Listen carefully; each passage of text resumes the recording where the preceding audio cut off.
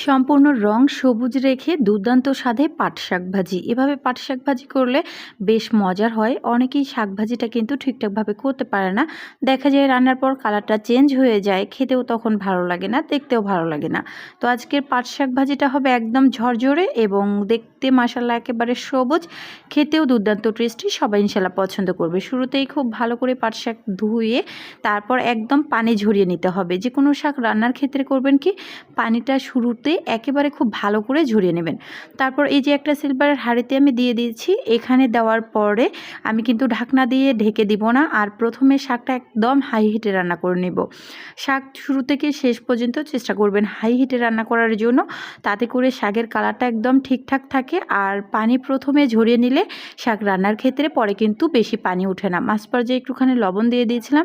এই যে মাশাআল্লাহ পানিটা শুকিয়ে এসছে, এখন আমি চুলা থেকে নামিয়ে নিব। কিছু টিপস ফলো করে যে কোনো শাক রান্না করবেন, শাকের টেস্ট হবে একেবারে দুর্দান্ত, আর সবাই তো অবশ্যই পছন্দ করে খেয়ে নেবে। তারপর এখন আমি বাগার দিব। শুরুতেই 3টা শুকনো মরিচ দিয়ে দিয়েছি, আর এখানে আমি 1/4 কাপ রান্না তেল দিয়েছি। বড় সাইজের এখানে 1.5টা রসুন কুচি কুচি করে নিয়েছি। শুরুতে রসুনটাকে একটু ভেজে নিতে হবে, কারণ রসুন ভেজে নিতে একটু সময় লাগে। তারপর এখানে দিয়ে দিচ্ছি বেশ কিছুটা কাঁচামরিচ ফালি। তারপর এখানে কাঁচামরিচটাকেও একটু নেড়ে চেড়ে এখানে আমি দিয়ে দিচ্ছি পেঁয়াজ কুচি। তো শুরুতেই কিন্তু চাইলে পেঁয়াজ, কাঁচামরিচ, তারপর রসুন কুচি শাকের সাথেও অ্যাড করা যায়। তবে এভাবেও শাকভাজিটা বেশ মজার হয় আর একেবারে ঝামেলাবিহীন। একবার হলেও প্লিজ ট্রাই করবেন, তাহলে এর টেস্ট আপনি অনুভব করতে পারবেন। তারপর এখানে আমি বড় সাইজের 3টা পেঁয়াজ কুচি দিয়েছি। শাকভাজিটা আবার পেঁয়াজ, রসুন, তেল একটু বেশি দিলে কিন্তু ভালো লাগে খেতে। সো যাই হোক, এখানে 2 মুঠা পাট শাক আছে আর কি, দুই আটি বলে, যে যেটাই বলুক না কেন।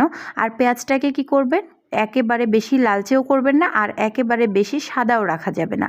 অর্থাৎ হালকা যখন ব্রাউন কালার চলে আসবে, ঠিক সে পর্যায়ে এখানে রান্না করে রাখা শাকটা অ্যাড করতে হবে।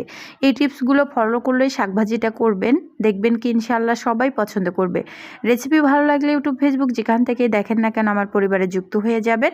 আর ভিডিওর কোনো অংশ একটুও ভালো লেগে থাকলে প্লিজ একটা হলেও লাইক, কমেন্ট, শেয়ার করে দিবেন।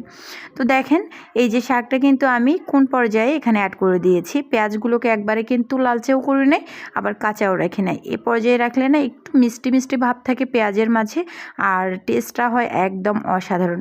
এখন আমি একটু ঝুরা করে নিচ্ছি। আর আপনাদের কাছে যদি চিকন টাইপের কোনো হাতল থাকে, সেটা দিয়ে শুরুতেই কিন্তু শাকটা যখন নেড়ে চেড়ে দিবেন তখন ঝুরা করে নেবেন। একেবারে জমাট বেঁধে থাকলেও কিন্তু ভালো লাগবে না খেতে, একবারে ঝরঝরে হবে না। তো আমি কিন্তু এখানে ঝুরা করে নিয়েছি শাকটাকে, আপনারাও কিন্তু অবশ্যই করে নেবেন।